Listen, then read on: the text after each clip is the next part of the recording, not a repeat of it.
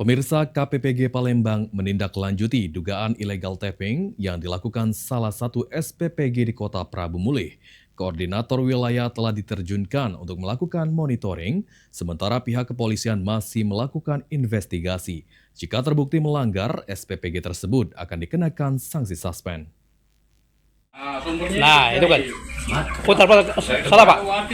Menanggapi dugaan praktik ilegal tapping yang dilakukan salah satu Satuan Pelayanan Pemenuhan Gizi atau SPPG di Kota Prabu Mulih, Kepala KPPG Palembang, Nuria Hartikasari, bergerak cepat dengan mengirimkan koordinator wilayah guna melakukan monitoring dan pemeriksaan langsung terhadap SPPG yang bersangkutan. Langkah ini dilakukan sebagai bentuk pengawasan serta komitmen KPPG Palembang dalam menjaga integritas dan kualitas pelayanan pemenuhan gizi di wilayah Sumatera Selatan.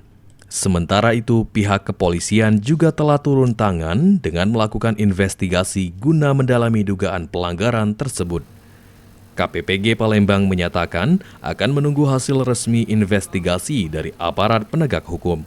Jika nantinya terbukti melakukan illegal tapping, maka SPPG tersebut akan dikenakan sanksi tegas berupa suspend dan penghentian sementara operasional.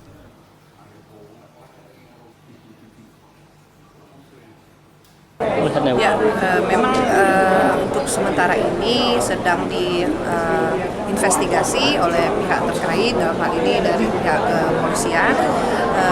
Bahwasanya kami dari KPPG akan menunggu hasil dari pantauan dan juga hasil investigasi tersebut. Dan memang jika memang terbukti, ya kita akan memberikan sanksi kepada SPPG yang melakukan tapping gas tersebut.